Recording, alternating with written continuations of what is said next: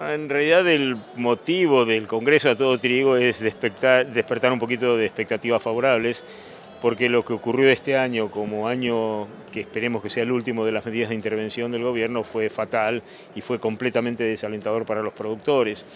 De manera tal que si seguíamos con lo que le ha pasado a los productores en las últimas dos campañas y con el panorama tan desalentador actual, es muy probable que se iba a materializar una caída en el área que estaban estimando alrededor del 10%.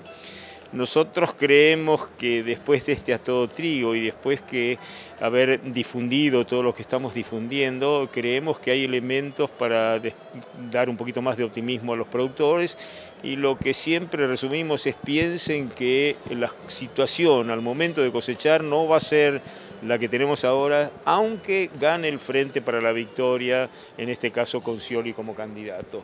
De manera tal que va a haber modificaciones. No sé si van a referir totalmente a los derechos de exportación, a las famosas retenciones, pero sí estoy casi seguro que se van a desmantelar algunas de las medidas de intervención directa en los mercados, que técnicamente se llaman restricciones cuantitativas, autorizaciones especiales, ROEs, periodos de embarque, es eso que dificulta la posibilidad de comercializar el trigo, y que además son los que adicionalmente a los derechos de exportación tiran el precio para abajo del trigo respecto de lo que se podría pagar en ausencia de estas circunstancias. De manera tal que, como estimamos que va a haber cambio, y si uno se fija en los precios actuales, tiene que mirar también los precios de futuro, los precios que hoy se están contratando para el futuro, y nosotros vemos que hay un interesante ascenso. Hoy tenemos precios actuales del mercado de término de alrededor de $130 para la posición mayo, y tenemos el año que viene, marzo, claro, uno dice que hay que llevar a $170. Y la soja no tanto, de manera tal que hay gente que está pensando en convertir soja en trigo, operar a futuro, vender soja actual, comprar trigo ahora, vender el trigo a futuro y comprar la soja a futuro, y tomar una diferencia interesante. Pero eso es una sofisticación para gente que puede hacer ambas cosas, porque no está acá.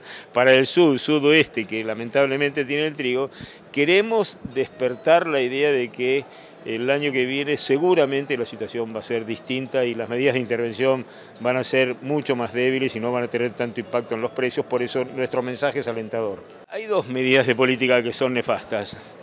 Una son las famosas retenciones, que nosotros, por esa costumbre, tecnicismo, se llaman derechos de exportación. Eso es uno.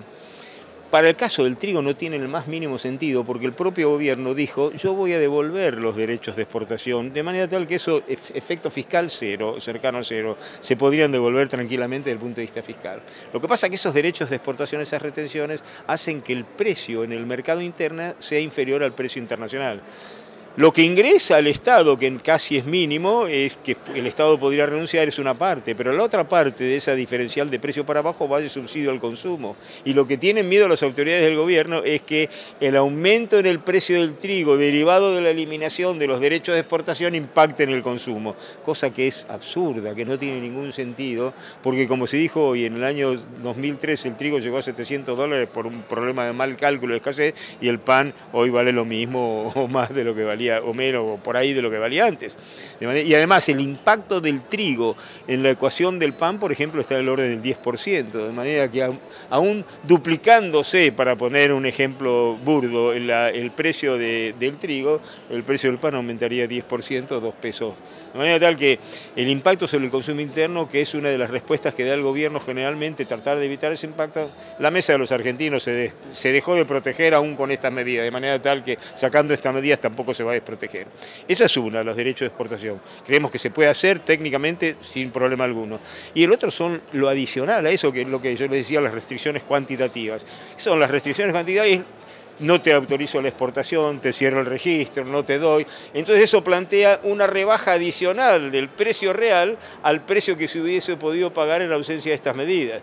Y el otro precio es el precio internacional que se hubiese podido pagar si no existieran retenciones. De manera tal que existe, con poco esfuerzo fiscal y con alguna imaginación y con mucha decisión de realismo político, existe la posibilidad de que el precio al productor de esos dos escalones.